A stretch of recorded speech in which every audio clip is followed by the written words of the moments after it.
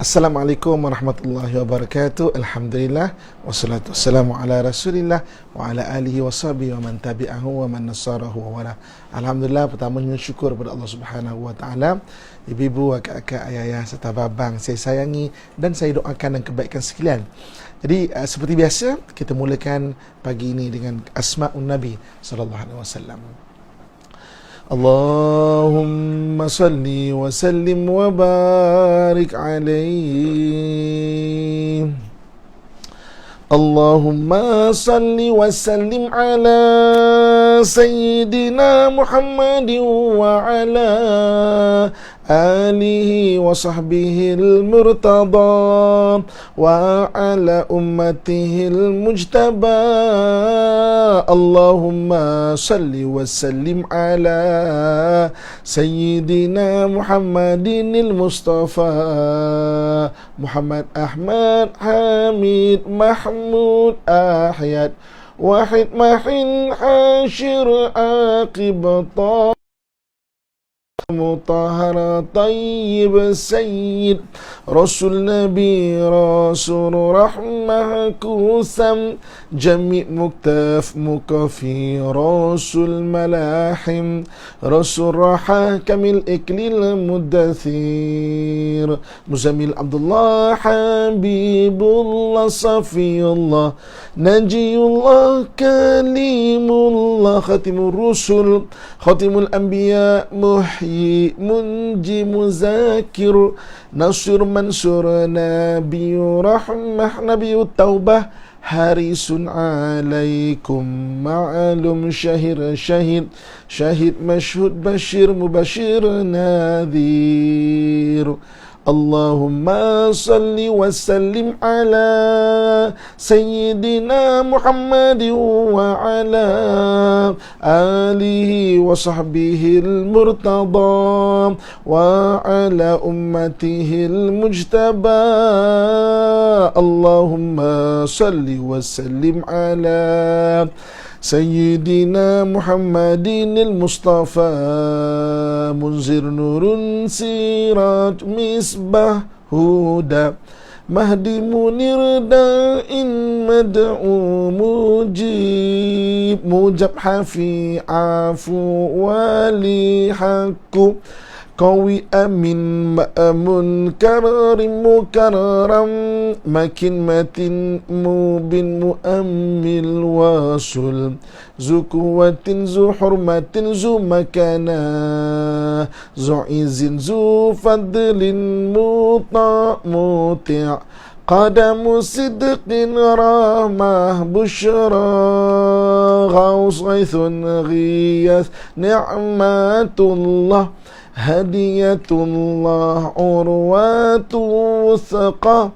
Siratullah siratu mustaqim Zikrullahi sayfullahi Hizbullahi najmus saqib Mustafa Mujtaba Muntaqa Ummi Mukhtar Ajir Jabbar Abu Qasim Abu Tahir Abu Tayyib Abu Ibrahim Musyafa'un Syafi' Salih Muslih Muhaiminun Sadiq Musadik Sidkun Sayyidul Mursalin Imamul Muttaqin Qaidul Khururil Muhajjalin Khalilur Rahman Barrun Mubirun Wajihun Nasih Nasih Wakil Mutawakilun Kafilun Syafiq Mukim Sunnah Muqaddas Ruhul Qudus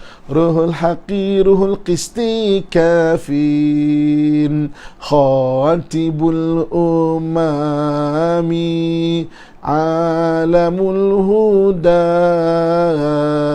Kashiful Kurabi Rafi'ur Rutabi Izzul Arabi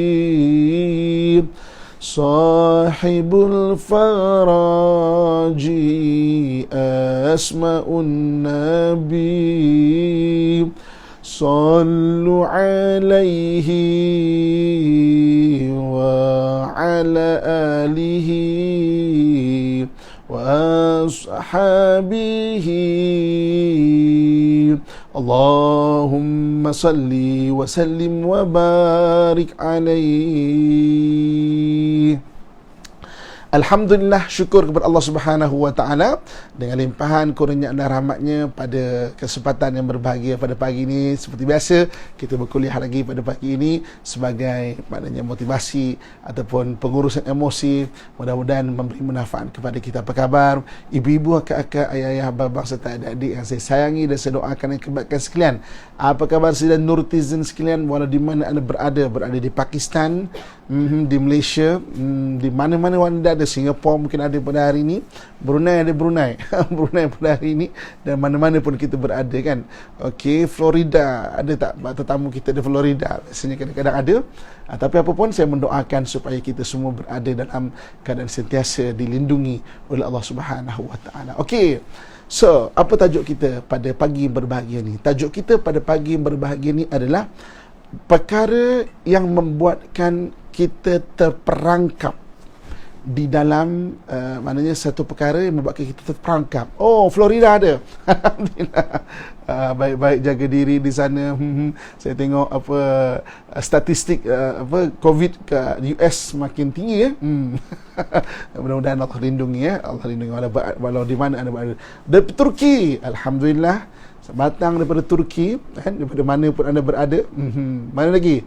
Di Malaysia memang maknanya alhamdulillah mana pun tempatnya. Singapura hujan pagi ni. Okey, alhamdulillah. Dan mana sajalah anda berada. Okey. So, tajuk kita pada pagi ini adalah perkara yang menjadikan kita terperangkap.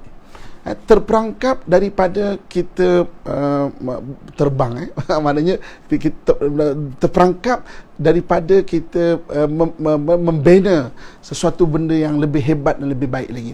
Perkara yang memerangkap kita kan, kita menjadi kita grounded kan. Houston, oh alhamdulillah kan. Kelantan, Gombak, mana alhamdulillah. Walau di mana anda berada, terima kasih kerana bersama kita pada hari ini kan. Okey, jadi maknanya kita cerita hari ini, kita dah cerita mengenai circle of action. Semalam kita cerita makna merancang circle of action kita. Kita dah cerita mengenai apa lagi kita cerita. Kita cerita mengenai evolusi circle of action. Kita dah cerita macam-macam lah. So hari ini perkara yang memerangkap diri kita, perkara yang merangkap diri kita, yang menjadikan kita tak boleh nak lebih ke depan. Perkara yang menyebabkan kita tak boleh lebih ke depan lagi. Apa tujuannya kita kongsikan pada pagi ini? Tujuannya adalah supaya kita sedar, ada awareness. Awareness apa? Sebab kalau orang tak ada kesedaran, dia tidak ada awareness, maka dia tidak akan dapat merubah satu benda tu. Macam contoh kan, kalau orang yang tak dengar, okey, orang lain dengar tak? Ada saudara kita tak dengar apa yang saya cakap so yang lain dengar boleh? Yang lain saya sedengar Okey. So jadi maknanya kenapa kita nak kongsikan pada hari ini? Supaya pertamanya kita ada awareness. Ada awareness ni, ada kesedaran. Kesedaran supaya kita tahu, oh ini tak normal. Ini tidak normal.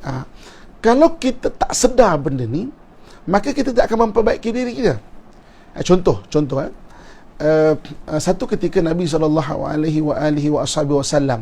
Nabi kita Muhammad SAW pernah kena sihir. Sebelum Allah Subhanahu wa taala menurunkan dua surah dipanggil muawwadzatani. Muawwadzatani ni maknanya dua a'udzubillah. Dua a'udzubillah, iaitu qul a'udzu birabbil falaq dan qul a'udzu birabbin nas. Kedua-dua surah ini adalah surah yang Allah Subhanahu wa taala turunkan untuk Nabi SAW mengubat diri dia, dan Nabi sampaikan. Okey, so jadi maknanya ketika Nabi SAW kena sihir, apa yang jadi pada Nabi SAW? Nabi rasa macam kalau bahasa kita macam mamai lah, macam ingat tak ingat kan, macam mamai. Tapi yang paling pentingnya apa? Nabi sedar, okay, something wrong. Maksudnya ada benda tak kena dalam diri ni. Maka Nabi bermunajat, minta kepada Allah Subhanahu wa taala, ya Allah, ada benda tak kena pada diri aku. badan sakit-sakit, maknanya macam ada benda yang maknanya menyebabkan macam tak ceria sebagainya, maka Allah Subhanahu Wa Taala memberitahu bahawa Nabi itu kena sihir.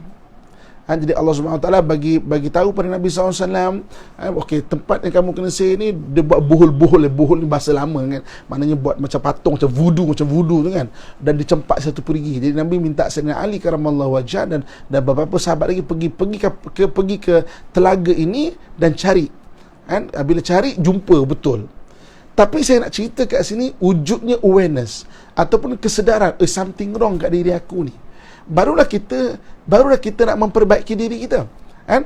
Jadi sama juga apa keadaan kita pun, yang penting adalah peringkat pertama awareness, kena ada kesedaran something wrong tak kena kat aku ni. Jadi kalau kita tahu something wrong tak kena, barulah okey, macam mana cara kita nak memperbaiki. Macam contoh satu lagi analogi saya nak bagi. Katakan hari ni pagi ni kita nak start kereta, kita nak pergi kerja ke nak pergi mana ke hari ni, kita start kereta kita tak hidup kereta kita, tak hidup kereta kita, kita start kereta tak hidup kereta kita. Okey, jadi something wrong kat kereta ni, kenapa tak hidup kan?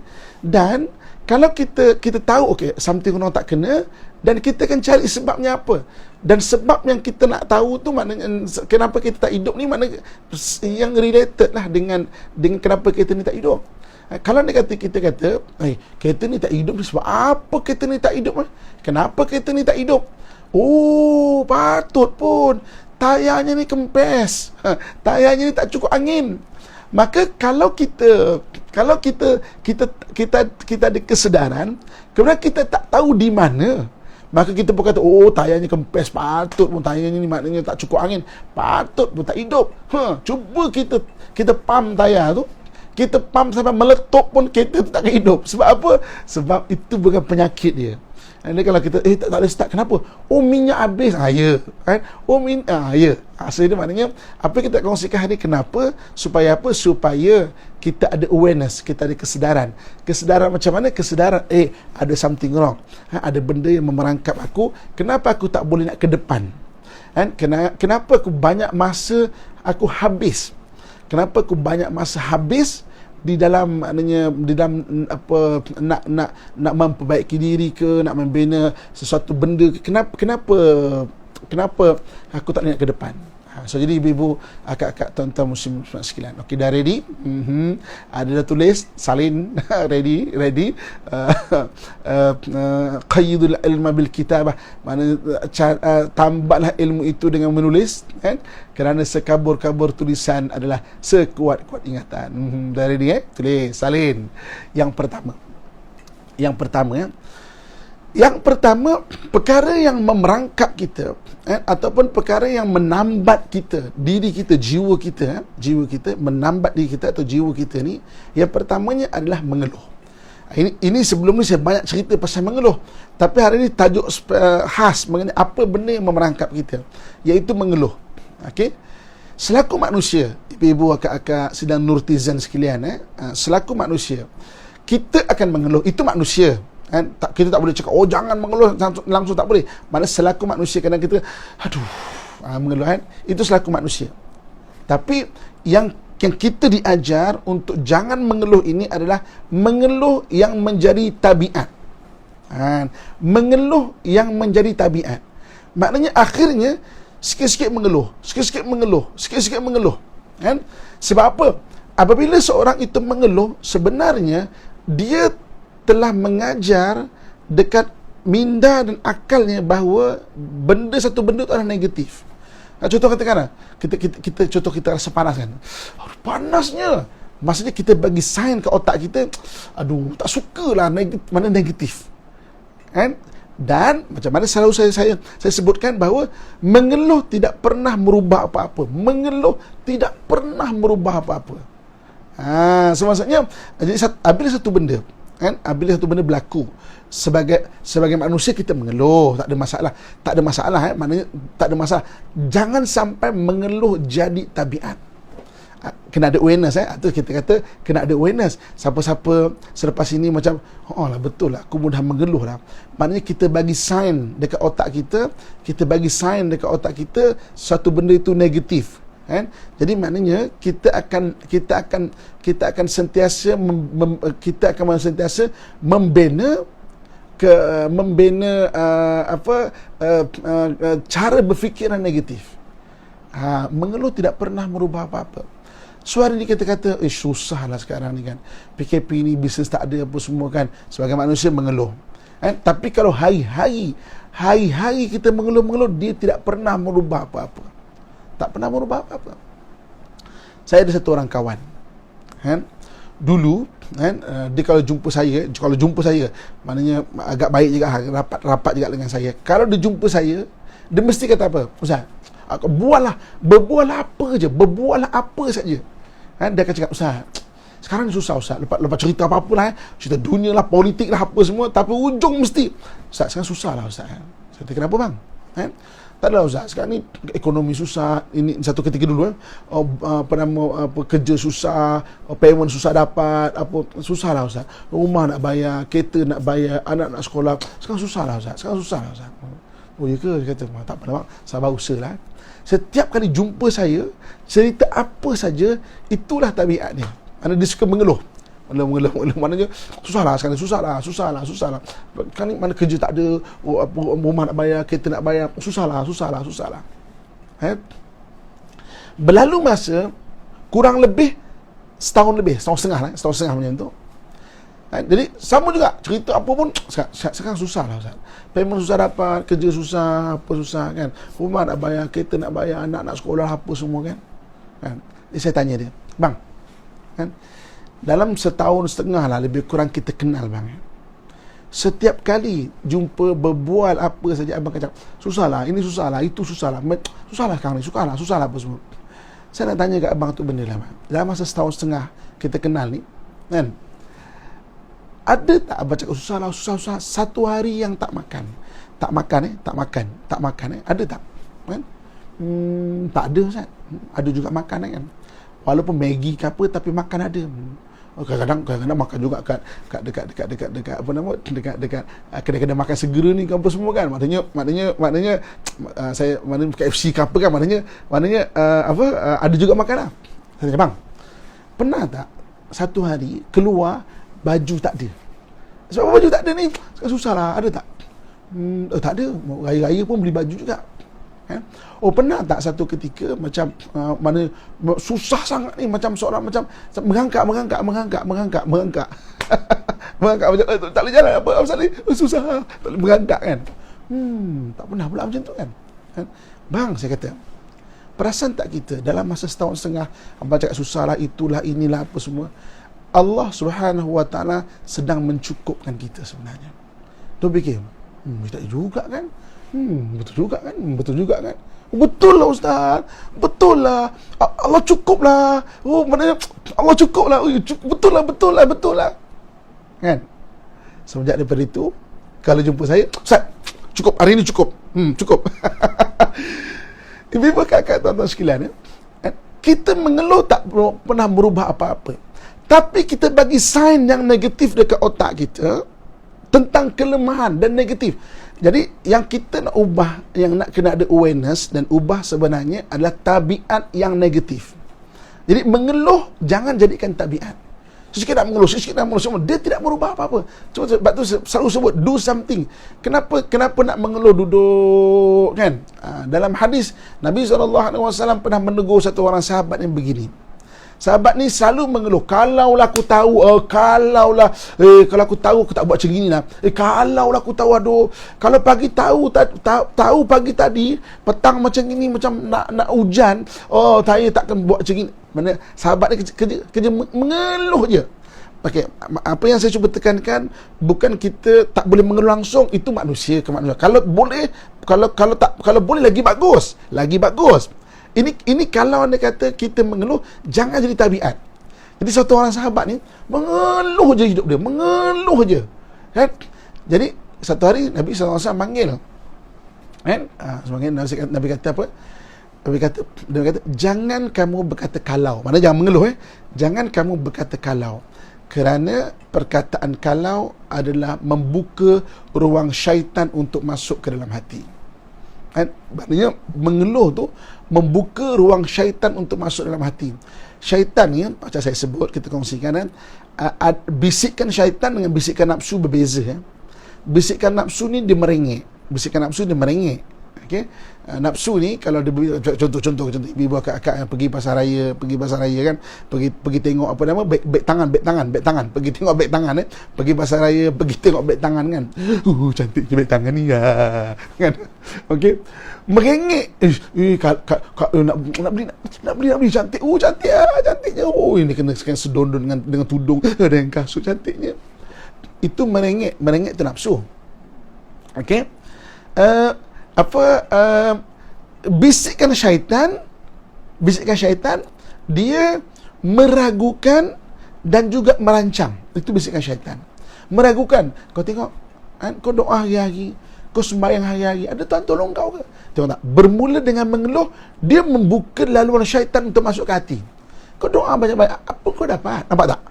Dia bisikan syaitan ni adalah dia meragukan ataupun merancang. Merancang apa? Merancang apa kau nak tunggu lagi? Merancang benda-benda yang tak baik. Merancang benda-benda yang tak baik. Jadi ibu kakak ayah abang yang saya sayangi sekalian, apa kata Nabi SAW? Nabi kata jangan kata kalau. Yang Nabi cuba sampaikan kat sini, jangan ada tabiat mengeluh, sebab mengeluh membuka pintu syaitan untuk masuk ke dalam hati. Dan dari sudut kemanusiaan, kita sentiasa bagi sign yang negatif dalam hidup kita ni kan. Mengeluh tidak pernah merubah apa-apa. Kan? Mana kalau badan kita gemuk pada hari ni contoh bukan gemuk, maaf gemuk sensitif tidak kurus. Badan kita tidak kurus pada hari ini.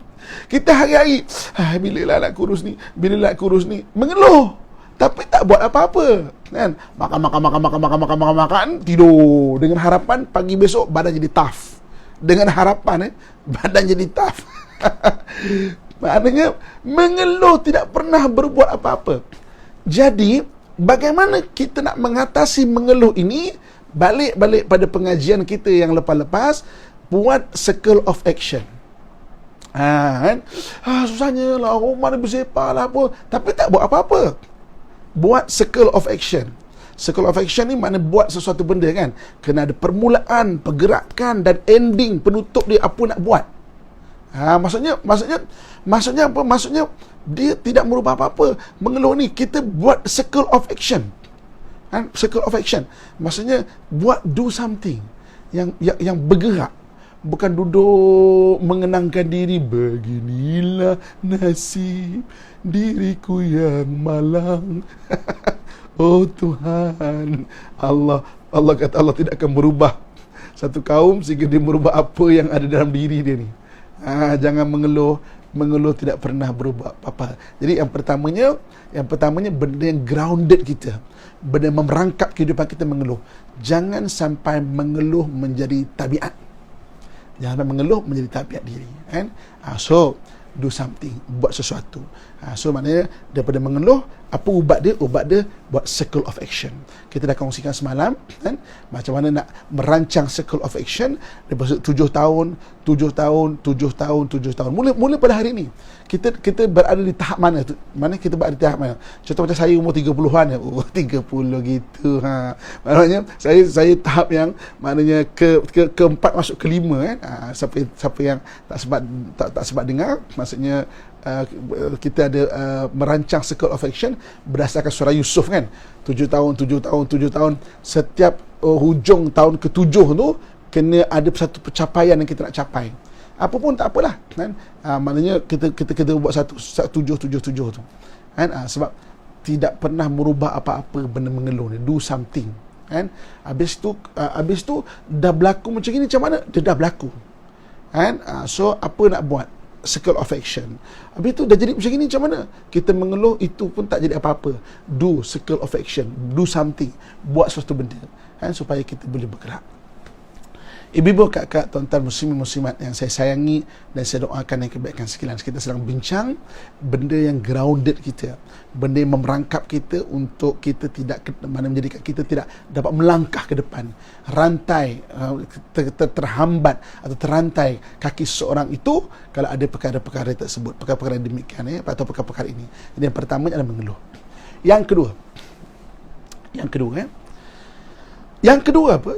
Yang kedua, menuding ataupun menyalahkan, menuding ataupun menyalahkan. Okey. Apabila satu peristiwa berlaku, ada satu kesalahan berlaku, ada satu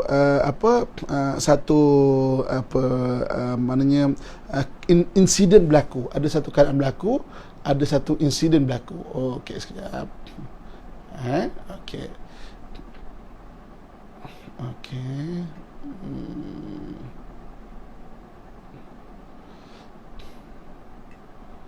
Okey. Ada satu insiden berlaku. Okey. Kalau ada satu insiden berlaku, okey, satu kesalahan berlaku, selaku kemanusiaan, okey, kita tak nafi. Kita maknanya kemanusiaan, Islam tak nafi kemanusiaan. Cuma yang saya nak sebut, jangan sampai dia menjadi tabiat. Sesuatu kesalahan berlaku, seseorang perlu dipersalahkan. Okey, seseorang perlu mengambil tanggungjawab. Okey, so sesuatu berlaku, seseorang fitrah dia, seseorang perlu mengambil tanggungjawab. Seseorang perlu dipersalahkan, contohnya kan. Okey, ini kenapa ni? Ini kenapa ni boleh tumpah ni, contohnya kan. Okey, tetapi berada dalam pemikiran suka menyalahkan orang lain menyebabkan kita tidak akan pernah memperbaiki diri kita, dan kita akan terlupa bahawa sumbangan kesalahan itu degreenya kadang-kadang daripada kita. Okey, kesalahan ni dia ada degree dia, ada keadaan dia. Bukan kesalahan tu 100%. Contoh katakan hari ini isteri, maknanya satu isteri buat, kita takrifkan dia menderhaka kepada suami kadang-kadang. Kadang-kadang betul 100% daripada dia, kadang-kadang tak 100%. Daripada dia mungkin 50% saja lagi. 20% daripada suami itu sendiri. Okey, 20% lagi mungkin daripada keluarga dia, dan 10% lagi mungkin daripada kawan-kawan dia. Maksudnya, nampak tak? Sesuatu kesilapan kalau berlaku, degree dia bukan 100% pada seseorang. Tapi apabila satu orang dia ada perangai dan tabiat menyalahkan orang lain, maka dia meletakkan degree kesalahan 100% pada orang itu. Kalau dia meletakkan degree kesalahan 100% pada orang itu, maknanya suka menyalahkan orang itu, maka dia tidak pernah untuk memperbaiki diri dia dan tidak pernah untuk melihat kelemahan-kelemahan diri dia. Sebab itu, kalau satu benda ada berlaku, jangan ada mentaliti untuk, ini kau punya pasal lah, ini dia punya pasal lah ni, ini dia punya pasal lah ni. Jangan jadikan tabiat itu. Ya, dia ada salah, tapi terus kita fikir terus, okey, dia buat salah, okey, degree maknanya tahap kesalahan tu mungkin 60% pada dia memang salah, tapi mungkin 20% aku tak bimbing dia, mungkin 30% lagi kawan-kawan, circle kawan-kawan dia tu, maknanya kawan-kawan dia tu mungkin kawan-kawan yang suka mengapi-apikan dia. Jadi kalau kita mentaliti kita jelas mengenai degree kesalahan ini, kita berbahagikan, okey, dia 60%, 20% berlaku. So apa yang aku nak buat? Nampak tak? Kita akan terus nampak satu circle of action yang lain. Tapi kalau kita ada mentaliti menyalahkan orang lain, ini semua dia punya salah, ini awak punya salah, ini awak punya salah, maka kita tidak pernah untuk memperbaiki apa-apa kelemahan dan keaiban diri kita. Ibu-ibu, kakak, tuan-tuan muslim-muslimat sekalian, ini dipanggil dalam bahasa Arab adalah muhasabah. Muhasabah ni maksudnya kita koreksi diri kita, kita refleksi diri kita, di manakah kadang-kadang satu benda tu berlaku. Jadi betul, kadang-kadang sebab ego, sebab ego menjadikan kita tertutup. Sebab itu kesombongan menyebabkan terhalang hidayah daripada Allah Subhanahu Wa Taala untuk masuk ke dalam diri kita. Dari sudut apa kalau kita bacakan dari sudut dalam pengurusan emosi ataupun daripada sudut forensik insan atau psikologi ni, kenapa ego tu menyebabkan terhalang hidayah tu? Sebab apa? Kita terlupa degree sesuatu benda yang kadang-kadang kita menyumbang. Kita juga ada menyumbang kepada satu kesalahan itu.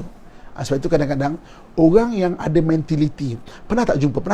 Okey, cuba komen, pernah tak jumpa mentaliti menyalahkan orang lain?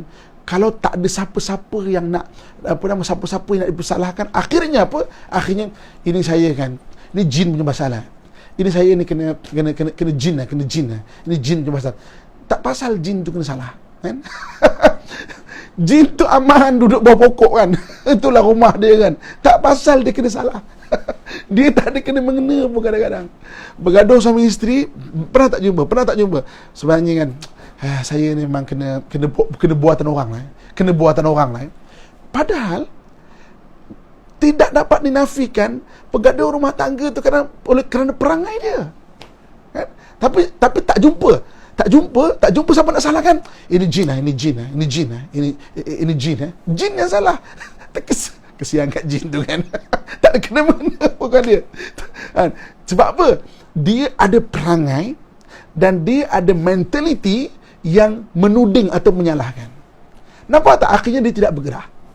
Nampak tak apa jin kat luar tu duduk rumah dia duduk pokok kan. Aku pula salah. Tak pasal aku pula salah. Pernah tak? Pernah juga kan? Pernah tak? Jadi pada hari ini apabila kita pernah jumpa, kita ambil iktibar. Oh, ada orang macam ini. Ada tak aku macam tu? Kan? Oh, ada orang macam ini ya. Aku bagaimana? Tak mengaku salah ya. Dia kan tak mengaku salah. Okey, tak mengaku salah, orang tu dah ada maknanya ada defend diri dia kan.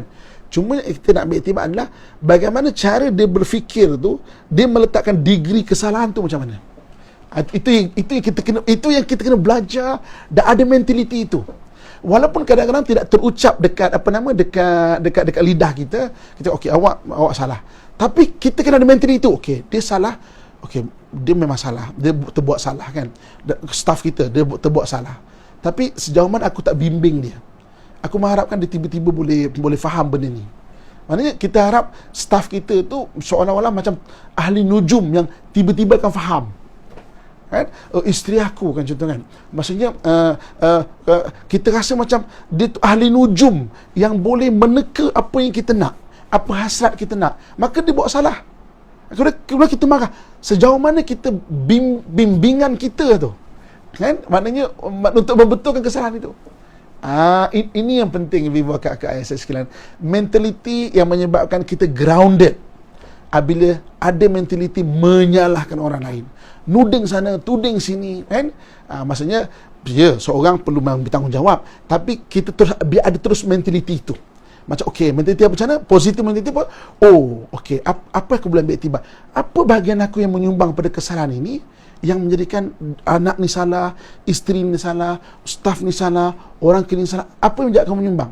Dan kalau aku menyumbang ni 10%, 20%, maka baiki dirinya. Nampak tak? Ada awareness dan kita memperbaiki diri. Dan itu Allah Subhanahu Wa Taala sebut, qad aflaha man tazakka. Beruntunglah orang yang sentiasa memperbaiki dirinya. Orang hutang kita. Okey? Dia tak bayar, contohnya kan. Dia tak bayar. Okey? Kita pun sakit hati. Kita pun mengata dia. Kita pun mengumpat dia. Oh, tak patutlah. Salah tak dia? Salah. Dia salah. Okey? Tapi mungkin kesalahan dia sebab apa? Kita jenis tak minta. Kita bercakap ke orang lain. Kita mengumpat dia di belakang dia dekat orang lain. Pernah tak kita cakap? Tapi ustaz, cakap je kena marah. Memang ada orang jenis macam tu. Dia tak suka. Tapi perlu diingatkan. Lama-lama diingatkan, lama-lama bosan. Akhirnya, dia pun teringat untuk membayar itu. Kan? Kadang-kadang memang 100% dia. Kadang-kadang bukan 100% dia. Jadi belajar untuk refleksi ini. Sebab apa? Kalau kita ada terbentuk benda macam ini, kita akan lebih positif dalam hidup kita dan kita akan sentiasa memperbaiki diri kita ni. Jadi bukan salahkan diri ya. Bukan salahkan diri. Kadang-kadang ada orang yang ada kesalahan salahkan diri. Tak gunalah aku ni, tak gunalah. Memang aku jadi suami tak gunalah, aku jadi isteri tak gunalah, tak bergunalah aku. Itu 100% salahkan diri juga. Maknanya kita refleksi diri kita, okey, apa degree penyumbang kesalahan aku yang daripada aku ni? Tak semata-mata 100% pada orang, tak semata-mata 100% pada diri sendiri.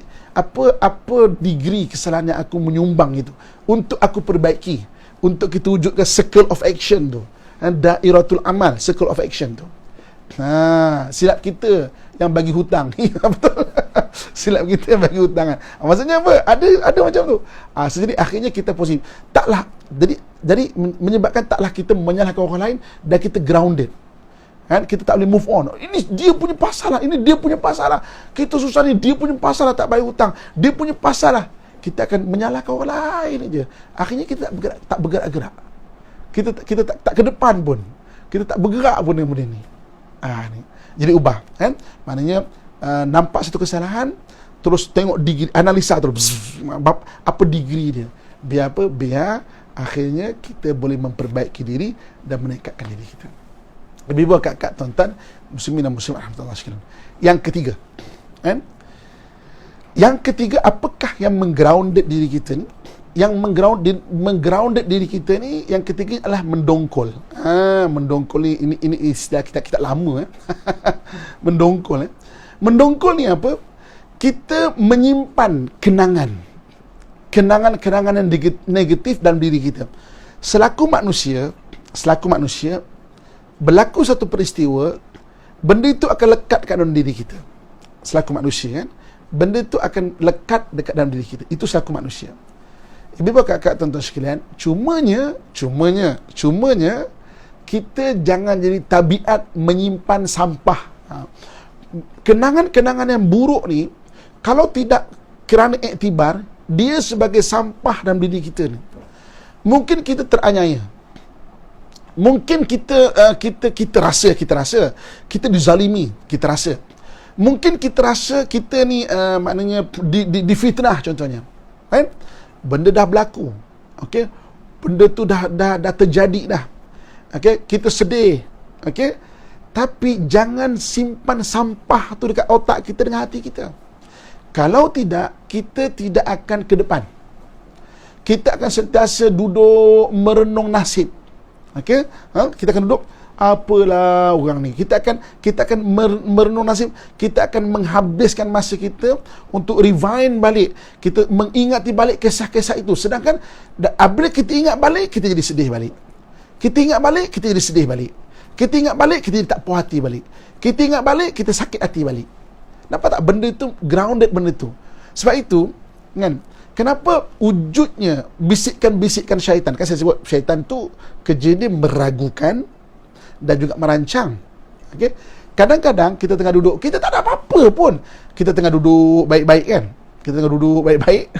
Tiba-tiba dia ingatkan kita. Itu mak mertua kau tu, mak mertua kau tu. Mak mertua kau tu. Ada nak tanya khabar kau tu. Apa punya mak mertua tu? Jadi dia mengapi-apikan kita dalam diri kita. Akhirnya kita tak ke depan. Jadi ibu kakak tuan-tuan sekalian. Jadi kita sampah-sampah ini akan menyumbat longkang-longkang ataupun parit-parit positif yang mengalir seluruh badan kita. Bayangkan badan kita ni ada parit-parit. Okey. Kita kena selalu bersihkan parit ni supaya apa? Idea sentiasa mengalir, pahala sentiasa mengalir, kebaikan sentiasa mengalir, positif sentiasa mengalir. Kata setiap urat-urat ni kita nak bayangkan macam longkang kan, macam satu aliran air, satu saliran kan. Berapa banyak daripada kita, kan? Berbanyak daripada kita, kan? Saliran-saliran dalam otak kita ni penuh dengan sampah sarap. Kan? Itu yang apabila aliran itu tersumbat, kita akan jadi pening kepala, kita akan grounded, kita akan maksudnya terperangkap dalam keadaan diri kita tu asyik duduk dan menghabiskan masa untuk kita mencari setiap sampah tu. Kan? Tak puas hati dengan suami, duduk tak guna punya lelaki kan. Pandai ni sekarang ni kan. Jaga awak. Tapi tak buat apa-apa. kan. Tak guna punya ipar ni kan mengata aku ni. Aku tahulah dia dulu tu suka ni. Sebelum kahwin ni tak suka aku kahwin ni. Jagalah. Nampak tak? Kan? Masa kita 24 jam, tolak tidur 6 jam, kita ada 18 jam.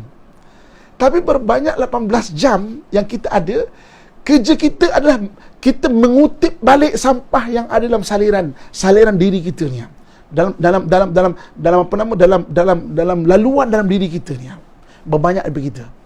Kan? Ibu kakak tuan-tuan sekalian, emotional hoarder. Hoarder ni memang simpan sampah yang zahir. Ini emotional hoarder, maknanya menyimpan sampah daripada diri kita ni yang kita tak bersihkan. So, jadi macam mana nak buat? Ini yang disebut dalam Quran, Allah Subhanahu Wa Taala suruh kita fa'fu anhum, maafkan orang. Maafkan orang. Maafkan orang ni adalah kita membersihkan sampah-sampah dalam diri kita, otak kita, hati kita. Maafkan orang. Maafkan diri sendiri. Maafkan, benda telah berlaku. So, maafkan. Kadang-kadang ketika kita nak maafkan ibu-ibu, kakak sekalian kan, ketika kita nak memaafkan seorang, kita rasa tak puas hati tau. Kita apa? Mana boleh? Mana boleh? Senang-senang dia mengata aku, aku nak maafkan. Mana boleh? No way, man! Kami garang lagi kan. Tapi, kalau betul dia ada dosa dengan kita, cara dia nak menghapuskan dosa, dia kena datang dekat kita, minta maaf kat kita. Tapi ibu-ibu kakak sekalian, hari ini kita memaafkan orang lain, sebenarnya kita melepaskan bebanan hati kita, ataupun kita sedang membersihkan saliran. Dia bukan not easy, tapi jadikan tabiat. Kita nak cerita hari ini adalah tabiat. Jangan sampai benda tu jadi tabiat diri kita, maknanya mendongkol tu kan. Jadi kita nak tukar tabiat tu kepada memaafkan. Kan? Kalau betul dia ada salah dan dosa, dia kena dia kena datang minta maaf kat kita. Kalau betul ada salah kan, dia tidak ada istilah tidak adil. Tapi kita memaafkan kan, adalah untuk melepaskan bebanan hati kita. Dalam kata-kata lain, memaafkan tu adalah untuk kita membersihkan saliran-saliran dalam diri kita ni biar dia berjalan smooth. Dia berjalan dengan lancar. Dia tidak grounded kita. Dia tidak memerangkap kita. Dia tidak akan merantai kaki kita. Dia tidak akan menghabiskan masa kita. Hari ini berapa ramai orang yang dia tak bersihkan saliran dalam diri dia, kan? Maknanya tak bersihkan saliran diri dia, masa dia akan habis. Duduk kan? Maknanya mikir tak puas hati dengan orang, mikir sakit hati orang, mikir maknanya orang punya maknanya apa yang orang buat kat dia, kan? Kadang-kadang sampai bercakap sendiri tau. Kadang-kadang sampai bercakap sendiri. Ada pengalaman tak? Sampai ada pengalaman bercakap sendiri dalam kereta. Sampai ada pengalaman. Satu hari saya berhenti di satu traffic light. Okey. Saya tengok sebelah kereta saya ada satu orang kakak, kan? Mukanya berkerut, kan? Memukul-mukul steering, bercakap sendirian. Aku tak apa hati kan. Nak ajak saya buka tingkap, saya kata, "Kak, maafkanlah Kak." Sebab saya tengok daripada wajahnya begitu terbeban dengan ingatan-ingatan, atau kita panggil mendongkol. Ini bahasa lama tau, bahasa ingatan-ingatan yang mendongkol. Siapa pernah bercakap sendiri di dapur? Siapa pernah cakap sendiri di dapur? Kan? Cakap sesuatu dalam kereta, geram. Memang ada kan?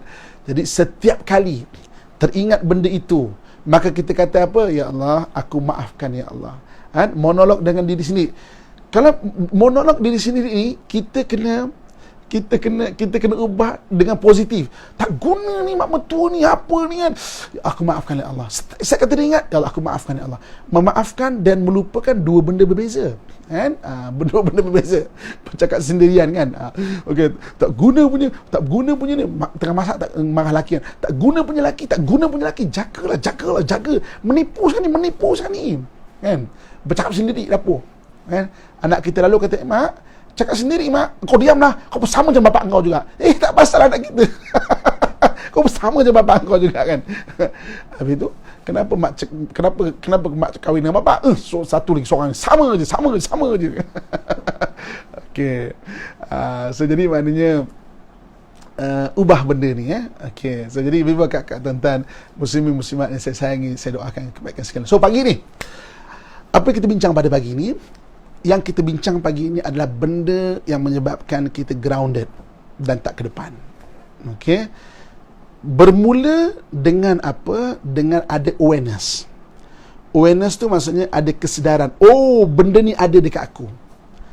Baru kita kata, oh, patutlah benda ni dekat aku. Patutlah aku banyak masa aku terbuang. Saya selalu ingatkan ibu bapa kakak sekalian, umur umat Muhammad tak panjang, baina sitin wa sabiin. Tak panjang di sini dibanding umur umat terdahulu. Antara 60 ke 70 tahun. Kita bukan umur umat terdahulu 1000 tahun, 1500 tahun, kan? Kita umur kita baina sitin wa sabiin, 60 ke 70. 60 ke 70. Jangan bazirkan walau sesaat umur kita pada benda-benda yang menghilangkan kebahagiaan hati kita. Yang menghilangkan kebahagiaan kita bukan orang lain, bukan suami kita, bukan isteri kita, bukan mak mertua kita, bukan ipar duai kita, bukan kawan-kawan kita, bukan bos kita. Yang menyebabkan kita hilang ketenangan adalah, tahu tak siapa yang menghilangkan ketenangan diri kita? Tahu tak siapa?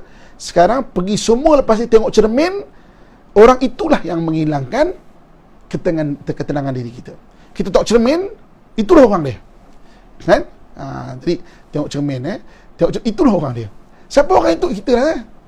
Kecuali kalau kita tengok cermin tiba-tiba nampak muka lelaki lah, itu saya tak tahulah. Maknanya diri kita sendiri. Kan? Kalau anda kata nak cerita orang yang paling banyak diuji masalah, orang kata dia apa semua dan sebagainya, Nabi, para anbiya dan para nabi, termasuk Nabi kita Muhammad SAW, orang yang paling banyak orang benci. Saudara mara sendiri, pakcik sendiri, kawan-kawan baik sendiri, orang keliling sendiri, paling banyak orang kata. Tapi Nabi SAW tidak pernah mengeluh. Nabi SAW tidak menuding menyalahkan orang lain. Dan Nabi SAW tidak mendongkol, tak simpan sampah sarap tu. Sebab itu hidup Nabi tenang. Mana ada orang tidak dikata orang? Mana ada orang yang kita rasa tidak kita teranyai? Mana ada? Tapi Masya Allah, dia membersihkan diri. Mereka membersihkan diri, orang-orang terdahulu tu membersihkan diri. Dia tenang. Jangan, makna satu saat pun dalam hidup dia berlalu tanpa, maknanya dia membiarkan diri dalam keadaan yang tak tenang. Sebab apa? Wujudnya circle of action banyak-banyak, kan? Kemudian memaafkan orang lain, kan? Maknanya kena faham. Maknanya dia faham benda tu. Sebab tu orang terdahulu kita panggil amalan da'bus salihin. Da'bus salihin tu maknanya orang soleh terdahulu hidup sentiasa tenang. Tenang. Bagi sesiapa yang tak boleh nak hilangkan mendongkol, saya cadangkan, mendongkol maknanya sampah sarap tu tak boleh nak hilangkan, ambil kertas. Benda ni saya banyak ajar kat orang, dan Alhamdulillah boleh. Ambil satu pen, okey, ambil kertas, okey, tulis, okey. Contoh, kita sakit hati dengan mak mertua, kan, tulis, okey, aku memaafkan mak mertua aku nama sekian. Okey, tulis berapa banyak? 70 kali. Tapi tulis tenang-tenang, bukan nak menghabiskan 70 kali tu. Setiap kali kita tulis, kita akan cakap, tak boleh, mana boleh. Apa mak mertua ni? Sebab dia lah kena buat aku bercerai. Tak boleh, tak. Tidak dulu. Kan? Tulis nombor 2. Aku memaafkan mak mertua aku nama sekian. Kan? Sebab apa aku maafkan? Tulis. Kan? Maka kita akan denial lagi. Tak boleh. Mana boleh. Kan? Kita akan denial lagi. Okay. Selagi mana kita berada di tahap denial, selagi itu tulis lagi. Kan? Tak semestinya habiskan 1 hari, tak semestinya habiskan masa 1 jam. Mungkin berhari-hari mungkin kita boleh habiskan. Tapi kata tu jangan tunjuk kat suami pula. Nanti bergaduh laki pula. Awak tak suka mak saya. Jangan. Ini kita je. Tulis lagi. Ketiga, kan? Aku memaafkan mak mertua aku nama sekian. Sebab apa? Kita akan denial. Tak boleh. Sampai satu masa nanti kita akan rasa lega. Oh betul lah, tak gunalah, kan? Bergaduh macam ni bazir masa lah, kan? Mana kita start terima, kan? Kita tulis lagi. Start terima tu. Okey, aku boleh maafkan. Maka apabila start terima, sampai tahap start start lega. Mulakan start kelegaan. Sampai tak kelegaan, maknanya telah sampai. Teruskan lagi sampai 70. 70 kali Saya kongsikan ramai dan banyak bagi orang yang memang mendongkol kan, maknanya disimpan sampah sarap kat diri dia tu, ambil kertas tulis. Kenapa kertas sampai tulis? Sebab Allah Subhanahu Wa Taala sebut peranan pen kan. Maknanya iqra bismi rabbikal iqra wa rabbukal akram allazi 'allama bil qalam, yang mengajar dengan perantaraan qalam. Kalau sekarang ni pakai handphone pun boleh. Tuliskan 70 kali. Saya suka 70 kali sebab daripada denial kita menolak kepada kita mula menerima sampai kita akan lega. Cuba buat. Tak semestinya habiskan nak cepat-cepat 70 kali. Panas 70 kali. Sampai 70 kali tak sampai peringkat lega tu. Tambah 70 pun peringkat denial juga kan. Yang kita nak di sini adalah maknanya peringkat denial, peringkat kita menolak, kena bawa kepada peringkat lega, dan kepada peringkat maknanya peringkat denial, peringkat terima dan peringkat lega. Cuba kan, benda ni cuba. Supaya apa? Saya nak dan saya mengharapkan kita positif. Apabila kita positif, kita akan banyak membuat circle of action dalam hidup kita. Apabila kita banyak membuat circle of action dalam hidup kita, maknanya kita banyaklah buat sesuatu benda yang bermanfaat. Dan kalau ada makin banyak circle of action yang kita boleh buat, makin banyaklah keberkatan umur dan keberkatan pekerjaan yang dapat kita buat. Ibu-ibu, kakak, tuan-tuan sekalian, kan? Okay, memang betul pernah tulis luahan baru lega. Tak payah ngadu kat orang. Betul? Teknik menulis 70 kali. Kan? Tulis, kuna dah habis, dah lega. Denial, terima, lega. Itu 3 peringkat ya. Denial, terima dan lega. Maknanya kita start tolak, kita tak boleh. Kita akan berlawan dulu. Kita akan terima. Dah untuk apa? Sampai bila nak bergaduh ni? Sampai bila ni? Lega. Lega okey, teruskan sampai 70 kali, ambil bakar ataupun ambil buang. Kalau macam berlaku pembakaran terbuka, salah pula kan. Koyak buang niat adalah buang benda negatif ni Allah. Kan? Itulah apa? Kalau sama juga kadang-kadang ada orang yang dia ada kesalahan yang dia susah nak maafkan diri dia. Sampai dia mendongkol tu kesalahan diri dia. Sebab aku ni semua salah aku. Tulis. Maafkan dia. Kenapa perlu maafkan? Tulis. Ibu-ibu, kakak, tuan-tuan muslimin muslimat rahmatullahi sekalian. Okey, ambil flush kat dalam toilet boleh juga flush, tapi jangan sampai toilet tu sumbat pula. Aduh. Nah, environmental kena jaga juga maknanya kita macam green environmental maknanya mesra environment. Bakar pun tak boleh, koyak buang dalam toilet sumbat pula toilet. Aduh. Masalah dengan bos sama juga. Sama dengan bos Okey. Jadi saya setakat saya dulu, boleh kita kongsikan bersama insya-Allah. Panjang umur, mari kita jumpa lagi. Positif kan, bina pengurusan emosi yang bagus. Okey. Sentiasa wujudkan circle of action. Hindarkan daripada kita grounded, terperangkap kaki kita tak boleh nak ke depan. Jangan bazirkan walau sesaat daripada umur kita. Jangan bazirkan walau sesaat daripada umur kita. Dengan benda-benda yang sampah-sampah, jangan bazirkan. Maknanya lalui diri kita ni dengan penuh kasih sayang pada diri dan orang lain. Lalui dengan penuh kebahagiaan. Jangan biasa sesaat kita bersedih tak diubat, kita merugikan umur kita. Enjoy kita punya life. Enjoy di sini bukan come on man, kita menarinya, bukan macam tu kan. Enjoy di sini maknanya nikmati setiap saat kehidupan dengan benda-benda positif. Kan? Maka bila kita kita sentiasa positif, kan, maknanya kita dapat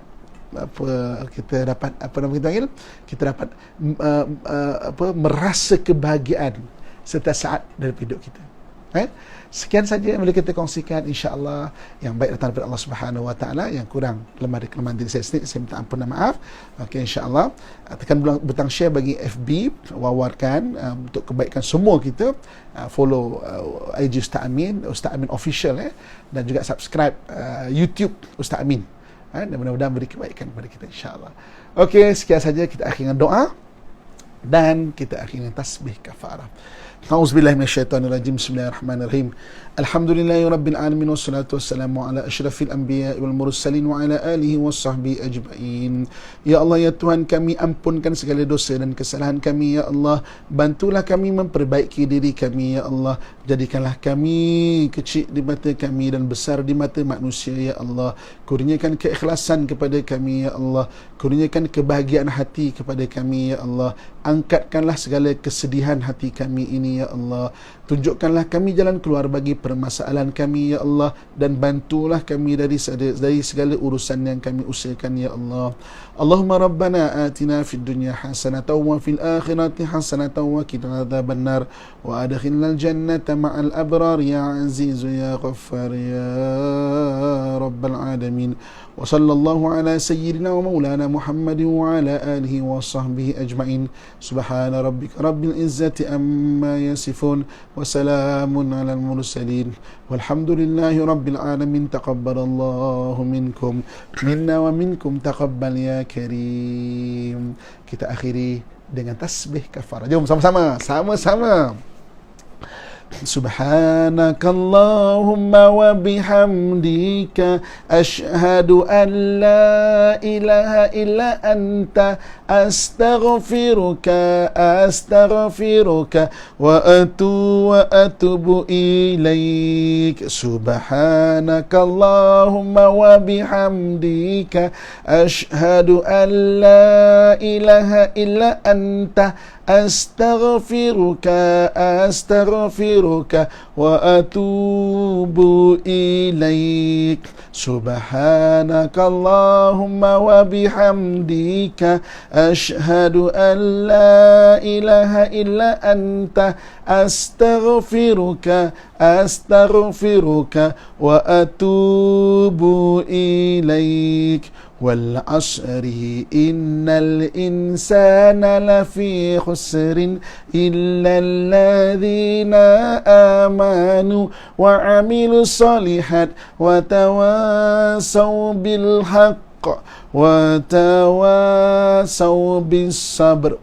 Sadaqallahul azim.